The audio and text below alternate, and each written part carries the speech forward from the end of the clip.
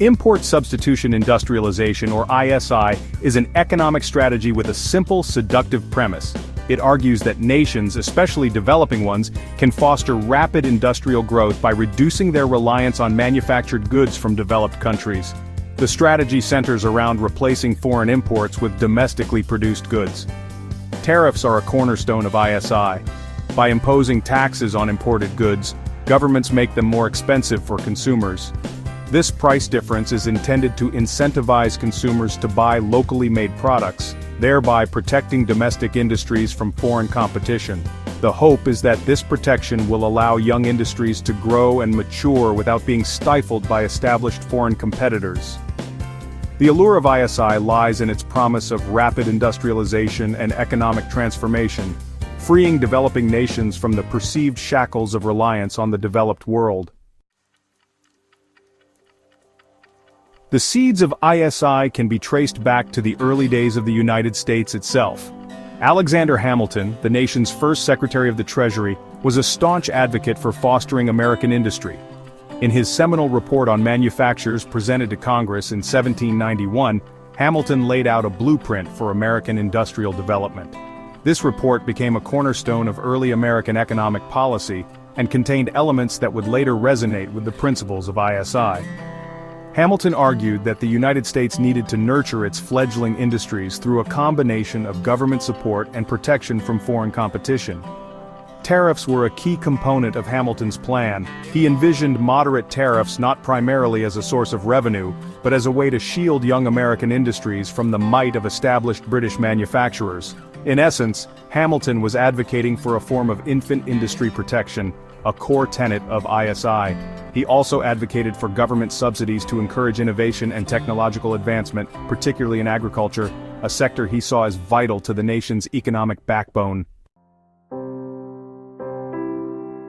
The mid-20th century witnessed a surge in the popularity of ISI, particularly in Latin America. Following the devastation of the Great Depression and World War II, many Latin American countries sought to break free from their traditional role as exporters of raw materials and embark on a path of industrialization. Influenced by economists like Raúl Prebisch, who argued that developing countries were trapped in an unfair system of global trade, they turned to ISI as a means of achieving economic independence and prosperity. Prebisch posited that the terms of trade for developing countries were inherently unfavorable.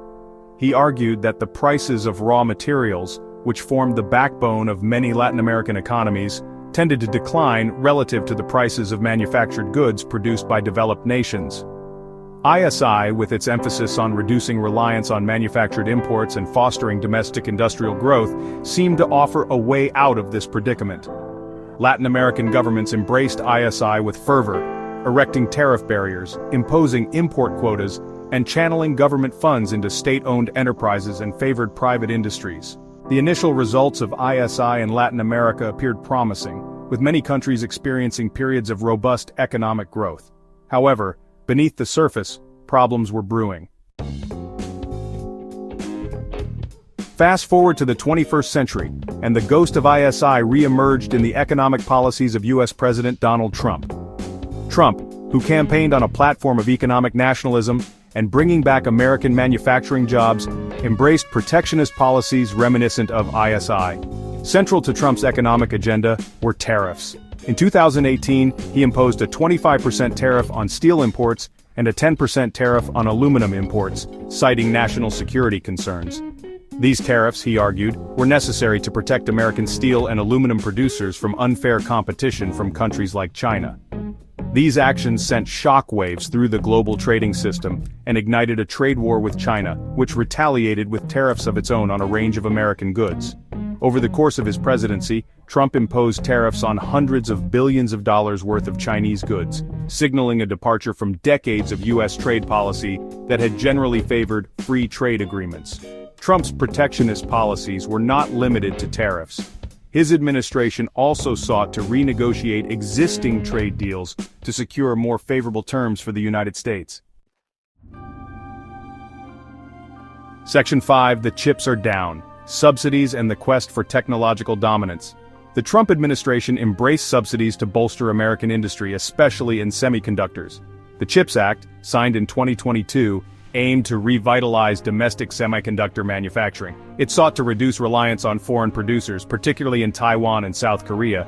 The act authorized billions for new semiconductor fabrication plants, or fabs, in the U.S. These fabs produce advanced microchips for smartphones, computers, cars, and military equipment. The goal was to boost American technological competitiveness and national security. Critics argue the subsidies benefit large companies, but the act reflects the need for government support in key industries. Section 6. A Mountain of Debt. The Perils of Financing Economic Nationalism. Financing ISI-style policies is a key challenge. Tariffs and subsidies require significant spending, leading to budget deficits and national debt. This was a pitfall for Latin American countries with ISI and a risk for the U.S. today. The U.S. national debt exceeds $31 trillion in 2023. Decades of tax cuts, wars, and entitlement programs have driven this debt. The COVID-19 pandemic and stimulus spending worsened the situation. Trump's economic policies added to the debt burden. Tariffs raised prices and subsidy programs require billions in spending. These policies may yield benefits but come at a cost to taxpayers. Section 7. Ripple Effects. The Global Impact of America's Inward Turn. The United States' shift towards economic nationalism under the Trump administration has had ripple effects throughout the global economy.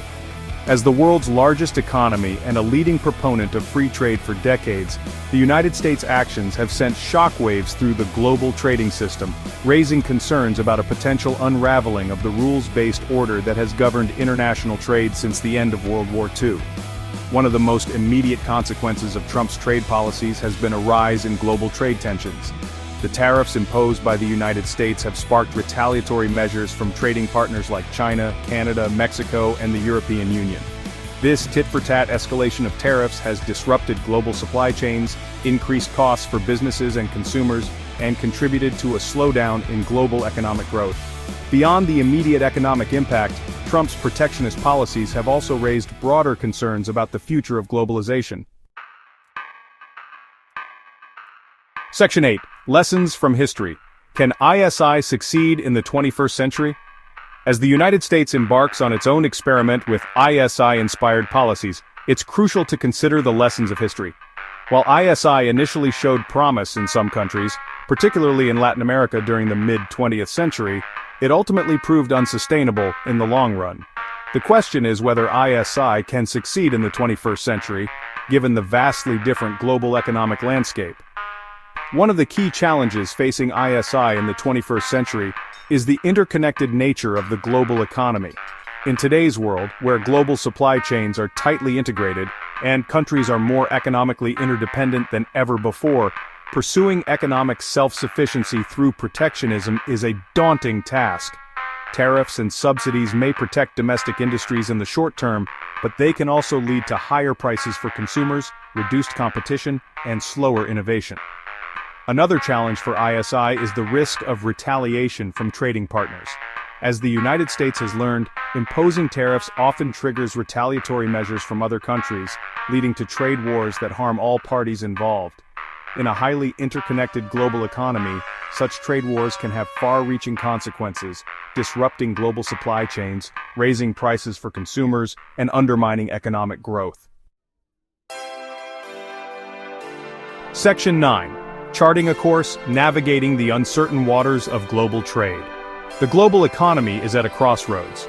The rules-based trading system that has underpinned decades of economic growth and prosperity is under strain, challenged by rising protectionism, geopolitical tensions, and technological disruptions. As the United States grapples with its own economic challenges and seeks to redefine its role in the global economy, it faces a critical choice. Embrace the principles of free trade and multilateralism that have served it well for decades, or chart a new course of economic nationalism and protectionism, with all its attendant risks and uncertainties. The allure of ISI, with its promise of economic self-sufficiency and protection from foreign competition, is understandable, particularly in times of economic uncertainty and anxiety. However, as history has shown, ISI is not a panacea. While it may offer short-term benefits to certain industries and workers, it carries significant long-term risks, including higher prices for consumers, reduced competition, slower innovation, and the potential for trade wars.